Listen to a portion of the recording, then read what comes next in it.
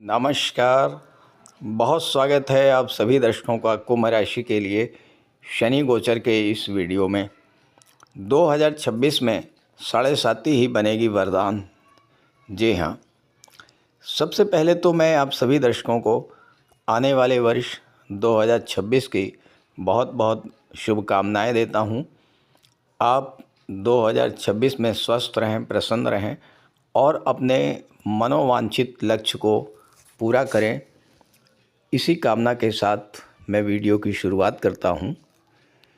जीवन में सर्वाधिक महत्व है कर्म का, और कर्म को अगर भाग्य का साथ मिल जाए तो फिर ये तय हो जाता है कि हम अपने लक्ष्य को प्राप्त कर ही लेंगे।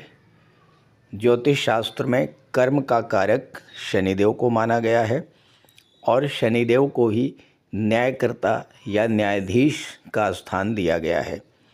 शनि ही आपके कर्मों के अनुसार फल देने के लिए जाने जाते हैं और भाग्य के कारक हैं देवगुरु बृहस्पति। इसलिए 2026 में आपकी राशि के अनुसार शनिदेव का गोचर आपकी कुंडली के किस भाव में रहेगा, किस भाव पर उनकी दृष्टियां पड़ेंगी और उसका क्या प्रभाव होगा, इस पर विस्तृत चर्चा किया जाना जरूरी है। क्योंकि वार्षिक राशिफल के वीडियो में तो शनि गोचर पर संक्षेप में चर्चा ही हो पाई थी। तो आइए समझते हैं कि 2026 में शनिदेव कुंभ राशि के जातकों को किस तरह का फल देने जा रहे हैं।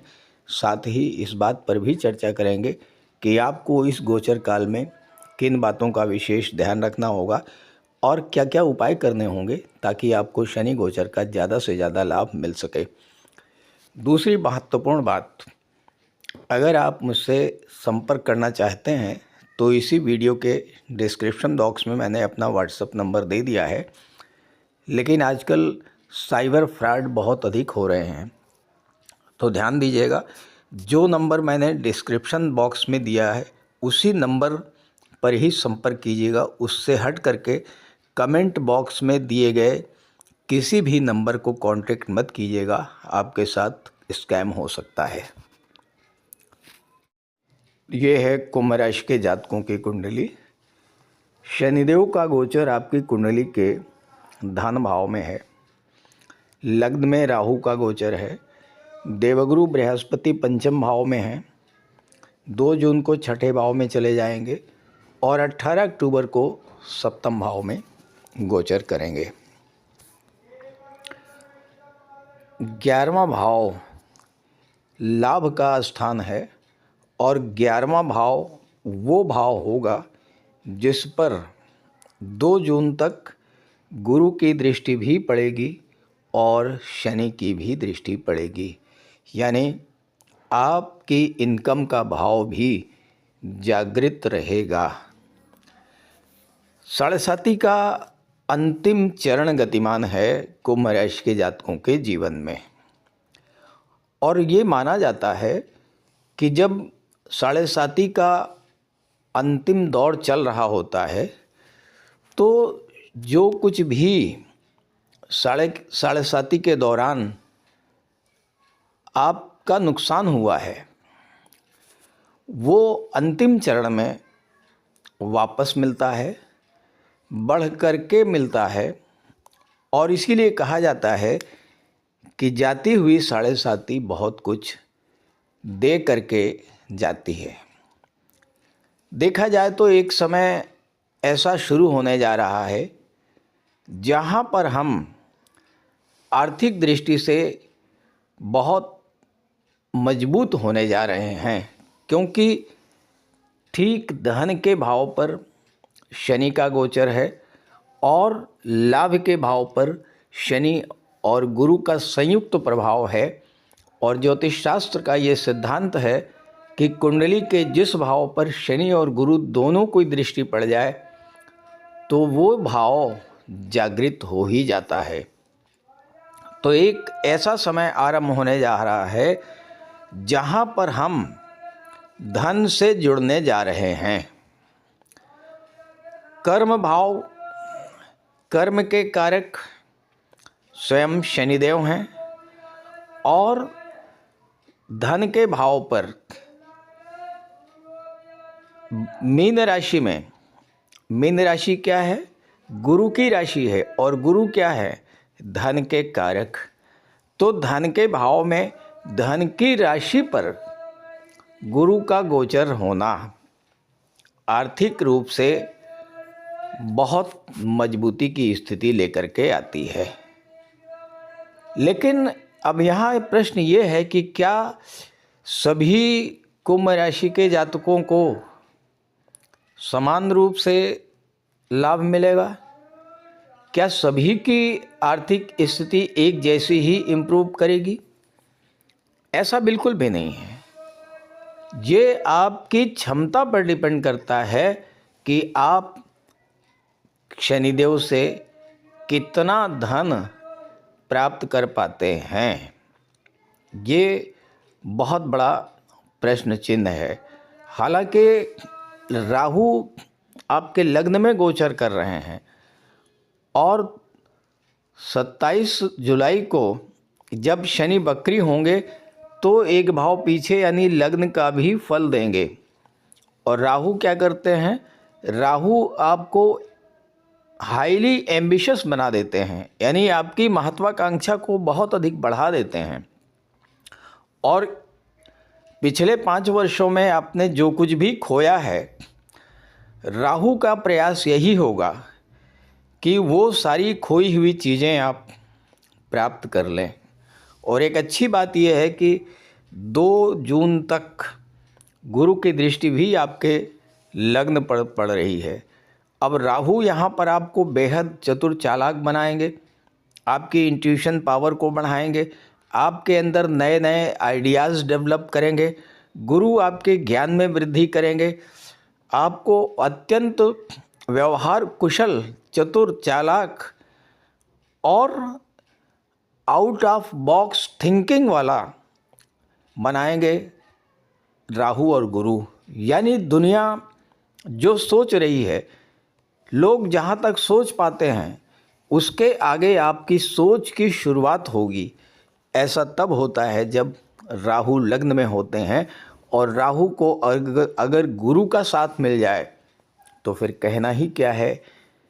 कुछ नया करने की इच्छा, आउट ऑफ बॉक्स थिंकिंग, जीवन में ज़्यादा से ज़्यादा टेक्नोलॉजी का प्रयोग, अपने कार्य क्षेत्र का विस्तार करना, बड़ी से बड़ी उपलब्धि हासिल करने की इच्छा का जागृत हो जाना, ये सब राहु करा देते हैं। और जुलाई के महीने में जब शनि वक्री होकर के लग्न का भी फल प्रदान करेंगे तो फिर ये वो समय होगा जब आप अपने कर्म क्षेत्र से ज़्यादा धन अर्जित करने की स्थिति में होंगे। और चूंकि शनि 12वें भाव के भी स्वामी हैं, विदेश भाव के भी स्वामी हैं, तो और राहु विदेश के कारक होते हैं, तो इस समय आपको विदेशों से जोड़ करके बहुत अच्छा लाभ देने की स्थिति में रहेंगे। तो इस तरह से इस बात की संभावना बनती है कि 2026 में हम एक बहुत बड़े लक्ष्य को प्राप्त करेंगे, एक बहुत बड़े दायरे से हम जुड़ेंगे। अब एक चीज़ देखिए, शनि का गोचर कहाँ पर है? शनि का गोचर है धन त्रिकोण में। कुंडली का दूसरा भाव, छठा भाव और 10वां भाव, इसे धन त्रिकोण की संज्ञा दी गई है। और जब धन त्रिकोण में शनि और गुरु जैसे ग्रहों का गोचर होता है तो ये समय आपकी आर्थिक स्थिति के लिए बहुत अच्छा होता है।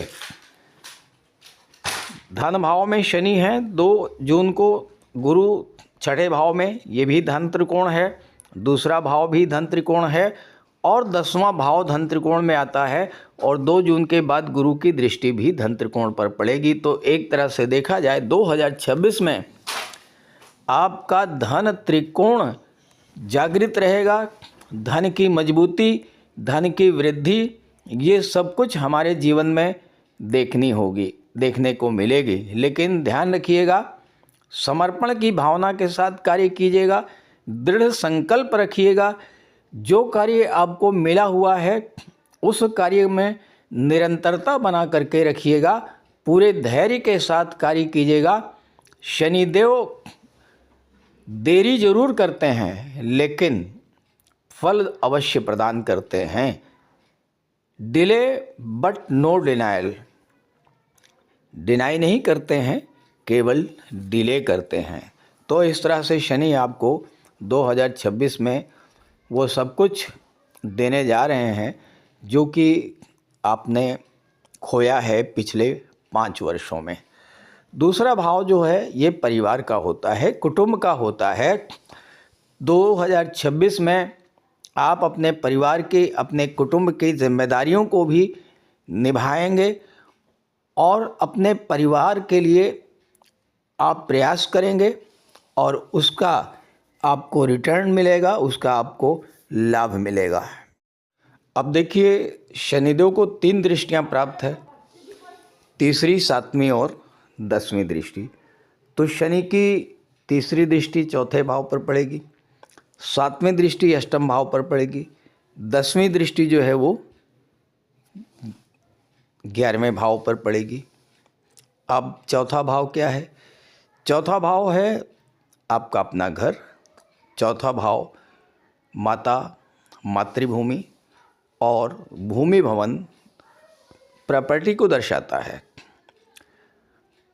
कुंभ राशि के बहुत से जातक ऐसे होंगे जो कि अपने घर बनाने का सपना पूरा कर चुके होंगे, और या फिर कुछ लोग ऐसे हैं जो कि अपने नए घर में प्रवेश करने का इंतज़ार कर रहे होंगे। कुछ लोग ऐसे होंगे जो 2026 में नया घर बनाने की सोच रहे होंगे, कोई बड़ी गाड़ी खरीदने की प्लानिंग कर रहे होंगे। तो इन सभी चीज़ों के कारक होते हैं शनिदेव। और आपकी कुंडली में चौथे भाव के स्वामी कौन हैं? ये हैं दैत्य गुरु शुक्र। शुक्र क्या हैं? शुक्र धन के कारक हैं, सुखों के कारक हैं, और चौथा भाव जो होता है ये भौतिक सुखों को दर्शाता है। तो यहाँ पर शनि की दृष्टि 2026 में प्रॉपर्टी से रिलेटेड आपके जो भी कार्य हैं, आपके जो भी सपने हैं, वो पूरा करेंगे। जो लोग प्रॉपर्टी से जुड़े हैं, चूँकि शनि की दृष्टि अब पड़ रही है 8वें भाव पर, शनि प्रॉपर्टी को दर्शाते हैं। 8वां भाव क्या है? 8वां भाव जो है ये भूमि के नीचे के पदार्थों का दर्शाता है। 2026 उन जातकों के लिए भी बहुत अच्छा रहने वाला है जो कहीं ना कहीं प्रॉपर्टी से रिलेटेड कार्यों से जुड़े हैं। आर्किटेक्ट हैं, बिल्डर हैं, बिल्डिंग मटेरियल सप्लायर हैं, या आप प्लाटिंग करते हैं, या फिर आप ऑटोमोबाइल सेक्टर से जुड़े हैं, माइंस मिनरल का काम करते हैं, मेडिसिन का काम करते हैं, इस तरह के चीज़ों से आप जुड़े हुए हैं। तो यहाँ पर शनि आपके लिए बहुत अच्छे रिजल्ट्स देने जा रहे हैं, क्योंकि 8वें भाव में बुध की राशि है, बुध व्यापार के कारक हैं और शनि बुध के मित्र हैं। 8वां भाव इसे गुप्त धन का भी माना जाता है। एक तरह से यूँ कहा जाए कि वो पैसा जो गहरे गड्ढे में दबा हुआ है, यानी वो पैसा जिसे हम भूल चुके हैं, जिसको पाने की हम आशा छोड़ चुके हैं, उस तरह के पैसे को निकाल करके लाएंगे शनिदेव। 8वां भाव वो भाव है, ऐसा धन है जो आपने स्वयं अर्जित नहीं किया है। दूसरा भाव तो वो भाव होता है जो आप अपने मेहनत से, अपने बाहुबल से अर्जित करते हैं। 8वां भाव वो भाव होता है जो बिना परिश्रम के आपको मिल जाता है। तो चूंकि अष्टम भाव प्रभावी रहेगा तो अचानक से आपको कहीं से धन का लाभ हो सकता है। शेयर मार्केट से आपको पैसा मिल सकता है, इंश्योरेंस से आपको पैसा मिल सकता है, अचानक से धन लाभ हो सकता है। कहीं ना कहीं से 2026 में आपको धन का लाभ होने वाला है। और चूंकि अष्टम भाव प्रभावी रहेगा तो हो सकता है कि कम प्रयास में ही आपको बहुत कुछ प्राप्त हो जाए। अब शनि की 10वीं दृष्टि तो 11वें भाव पर पड़ रही है। काल पुरुष कुंडली में शनि कर्म और लाभ के कारक यानी 10वें भाव और 11वें भाव दोनों के कारक होते हैं। तो शनि का प्रभाव ये होगा कि धन के भाव में बैठे हैं और दृष्टि कहाँ पर है? इनकम के भाव पर है। तो आपकी इनकम और आपके संचित धन दोनों पर शनि का ही प्रभाव रहेगा। तो यहाँ पर आपकी इनकम को बढ़ाने जा रहे हैं, आपके लाभों को बढ़ाने जा रहे हैं, ऐसा लाभ जो आपने अपने कार्यों से प्राप्त किया है। और देखिए, देवगुरु बृहस्पति 2 जून को जब आ जाएंगे 6वें भाव में और गुरु की दृष्टि आपके 10म भाव कर्म भाव पर रहेगी, ये वो समय होगा जब अपने कार्य क्षेत्र से आप बहुत अच्छा रिजल्ट प्राप्त करेंगे। आप जॉब में हैं, प्रमोशन वगैरह आपको ड्यू है तो वो प्रमोशन वगैरह आपको मिल सकता है 2 जून के बाद। महत्वपूर्ण जिम्मेदारी मिल सकती है, कोई अच्छी पोस्ट मिल सकता है। ये सारी चीज़ें आपको इसमें मिलने जा रही हैं। जो लोग प्रोफेशनल हैं उनके लिए भी समय अच्छा रहेगा। और 18 अक्टूबर को जब देवगुरु बृहस्पति 7म भाव में आ जाएंगे तो यहाँ पर इनका प्रभाव ये होगा कि जो अविवाहित हैं उनके विवाह का बहुत अच्छा योग बनेगा। 7म भाव जो होता है वो होता है आपके दाम्पत्य जीवन का। 7म भाव वो है जिसके माध्यम से सारा घर चलता है। 7म भाव ही घर के बाकी सदस्यों को कंट्रोल करते हैं, प्रोत्साहित करते हैं कि आप जीवन में आगे बढ़िए। और जब शनि वक्री होंगे तो शनि के वक्री होने का सीधा सा अर्थ आप यूँ समझे कि शनि धन लग्न में आ गए तो 7म को देख रहे हैं। तो यहाँ भी 7म पर गुरु और शनि का दोनों का प्रभाव आ जाएगा। अब ये 7वां भाव क्या है? ये आपका काम त्रिकोण होता है। 3रा भाव, 7वां भाव और 11वां भाव। तो जब ये तीनों भाव काम त्रिकोण जागृत रहेगा तो आपकी इच्छा पूर्ति का समय होगा। 2 जून तक, बल्कि 27 जुलाई तक शनि मार्गी रहेंगे तो धन त्रिकोण का फल आपको देंगे। जब वक्री हो जाएंगे तो धन त्रिकोण का भी फल देंगे और काम त्रिकोण का भी फल देंगे। यानी 2, 6, 10 भाव का भी फल देंगे और 3, 7 और 11वें भाव का भी फल देंगे। तो इस तरह से आपके लिए 7.5 का जो समय है वो एक वरदान जैसा होने जा रहा है। इस गोचर का लाभ उठाइए।